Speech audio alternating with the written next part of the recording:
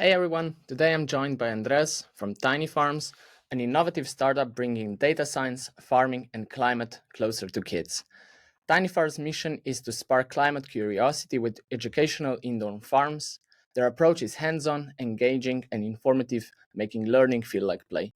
They already gained impressive traction. With 42 units sold, they're demonstrating a growing interest and need for modern educational products.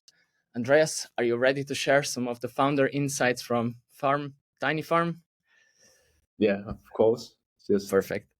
All go. right, let's start with the beginning. Can you give me a short rundown of your background? Yeah, so my background is in electrical engineering. So a professional bachelor, which is called Mhm. in Denmark. So it's a 3.5 years education, and then I nearly got a master's in technology entrepreneurship. So I've been all around from the hardware to the entrepreneurial part of the education. Nice. Yeah. And where did the ideas stem from? The tiny farm. Yeah. Yeah, so both me and Sammy, my co-founder, we were hired as research assistants in a research project here at DTU. Mhm. So originally, MIT had a project that was kind of similar. So it was about learning about biology and nutrition through growing plants in a small plant laboratory.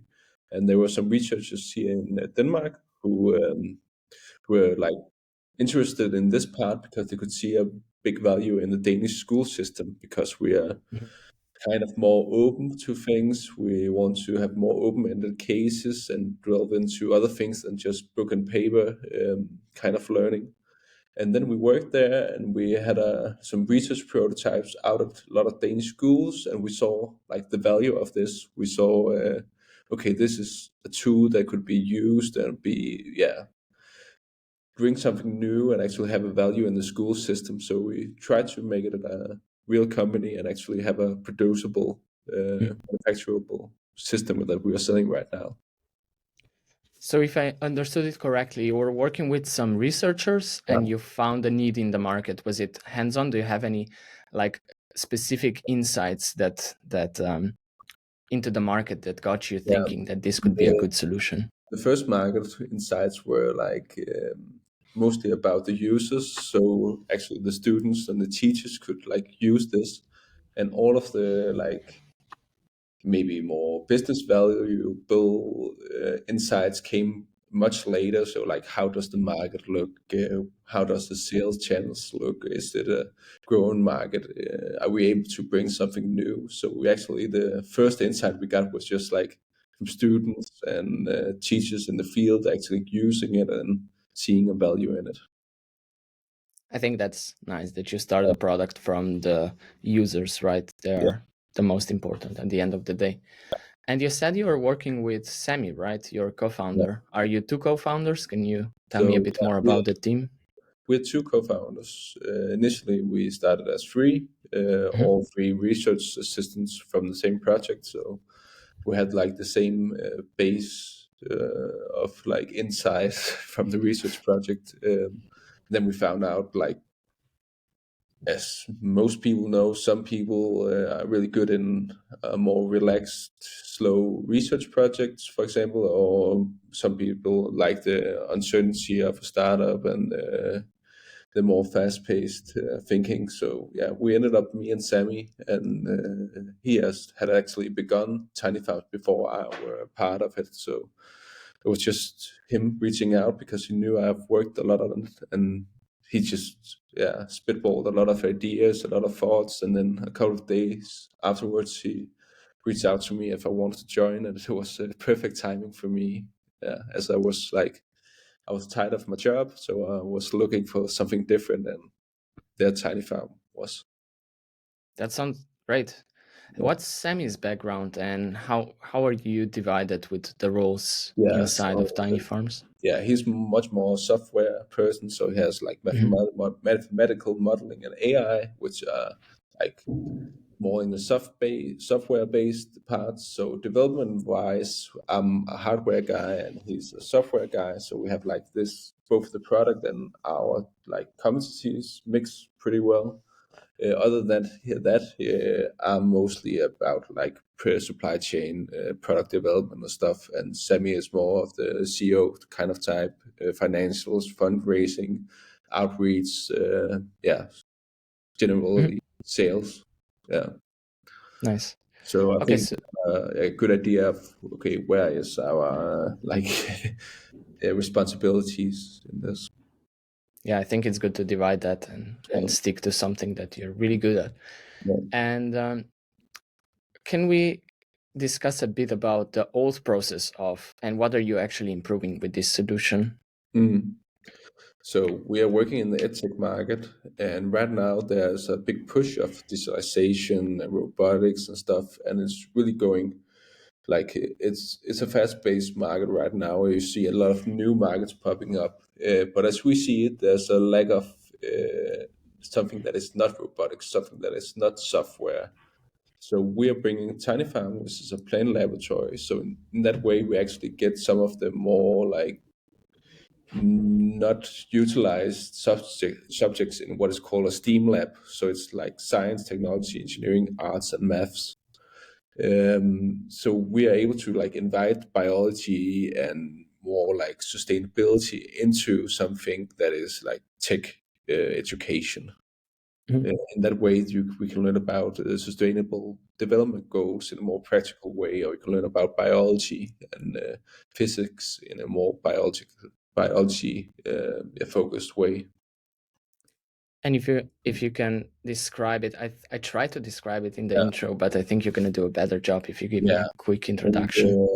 the short thing is it's a plant laboratory. So it's a small box where you can control all the things that affects a plant, and you can measure everything that affects the plant. And the plants are really nice because you are able to affect them, but they also show it, and they have a lot of processes that are really nice in order to learn about just basic biology, but also like bigger things. So you can do a lot of yeah, do perspectives to whatever modern agriculture or sustainable food chains or yeah. Can you give me a quick example of what parameters are you tracking and which ones you can change? Yeah, so we can change the wavelength of the light. So everything between ultraviolet and infrared, we can change the nutrient levels and different kind of nutrients. The water level it's growing in, so it can be humid or less Mhm. humid. We can change the indoor climate. And then we have parameters in order to check on how the plants are. So CO2, temperature, humidity, all of the indoor climate, the water level in the like where the plants are growing, and then a camera in order to see the plants growth in time. So you can like have a measurement while they're growing. Perfect. That sounds really cool. And that encourages data science and programming as well, right? All this scientific hypothesis loop that, especially in like Mhm. engineering, university degrees, you learn about okay, creating a hypothesis, seeing, have some data collection, and then be able to formulate a conclusion and actually share it with your colleagues or your pupils or anything. So you have this whole loop instead of just okay, Mm. I will try something, maybe it works. That is a lot of the biology, yeah, teachings in the public schools right now. Yeah, I didn't think of that, but it also gives a more systematic engineering approach. I Yeah. think the product is super cool. Mm, But now maybe we can talk a bit about the business side of things. mm, Like I said in the beginning, I think the traction is one of the most impressive things that you actually accomplished. mm. Um, if I am not mistaken, you already made some sales, right? Like 42 units, which Yeah, is a substantial amount. And if I saw correctly on your website, you're selling them at around 12,000 Danish crowns. So that would amount to around revenue of 500,000 Danish in 2023. Is that correct? yeah, that's correct. S- So I think when we started, one of the main things we wanted were to like be like quick to market. We knew we didn't want to do product development for 2, 3, 4, 5 years, and then like figuring out it was not the right product or we're not the right team or anything. Mhm. So we were like really focused on having about 1 year to market of just selling something. And we had our first 12 sales a couple of months ago, which were tough, but that's like the quicker you want to reach the market, the more messy it's going to be, but you're also going to learn a lot more quicker. And then we have, don't have, we have like about 30 sales for December here. So we're doing our next production run. That's very cool. So 500,000 Danish in first year of running the company. Yeah. Impressive. Super cool. Um, do you have now the plan for 2024? How are you going to scale that? Is that the plan?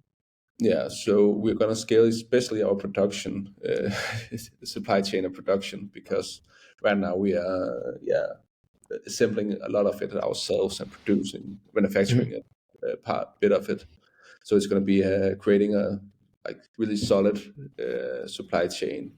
Right now we're only in the Danish market, but we would like to go like to different countries like Sweden and Norway. We have some talks with some distributors that could be interesting. And then there's this step of actually like winning the big, the like just entering the big markets. And if you're going to something like Eastern Europe, which is really really hot right now, you have to be able to produce thousands in order to be a valuable player in that market. So there's going to be like we'll try to move as fast as possible, but there's some like barrier of entries both with the market and the production. Yeah. Makes sense. Are you going to look to raise some money to speed Yeah, up that so process? we are raising money at the moment. So we are doing uh, small pre-seed investment. So we hopefully will close it here in December. So that would be a nice Christmas present. Um, so And we are how's it going so far? Do you already have some So we have commitments? some term sheets, and we are talks with like we have an investor group. They just have to give the last confirmation and do some due diligence and stuff. Sounds So good. yeah, so, I don't know if you mind sharing the number that you're raising. How so much money? we are trying to raise 1.5 million in investments from VCs and business angels, and then 1.5 in debt, which Mhm. works pretty well for us because debt would probably be used to finance production runs. So we are a hardware company, and if we are going to do bigger production runs, we will have a bigger chance of the valley of death that Mhm. we're going to produce all our things, and we're Yeah, going to have to ship them, and then maybe there's going to be 1 or 3 months before we actually get the money in the bank account again. And yeah, it would be nice to be able to smooth those things out. makes sense. That's Yeah. super cool. So with the money, the plans are to scale the production and to speed up the process of Yeah. manufacturing, right? So yeah, the plan is to have if everything goes well with the sales, have a 2-year run, um, 2-year runway, and then Mhm. see either go for, depending on how things go, break even, or maybe just accelerating everything. Yeah. That sounds great. Yeah. Right. Andres, thank you very much for joining. I appreciate your time and good luck with your endeavors in 2024 and with the race, of course. Yeah. Thank you. A lot of things that has to go in place. Yeah. I'm sure they will. Yeah. Thank you. Thank you.